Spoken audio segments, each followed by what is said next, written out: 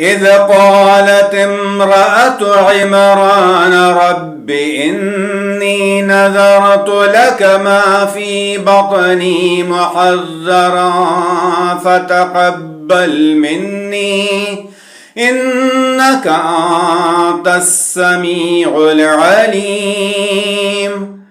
فلما وضعتها قالت رب إني وضعتها أنثى والله أعلم بما وضعت وليس الذكر كالأنثى وإني سميتها مريم وإني أعيذها بك وذريتها من الشيطان الرجيم. فتقبلها ربها بقبول حسن وأنبتها نباتا حسنا وكفلها زكريا.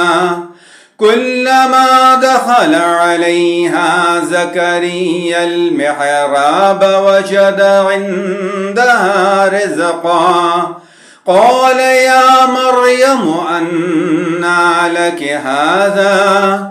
قالت هو من عند الله إن الله يرزق من يشاء بغير حساب.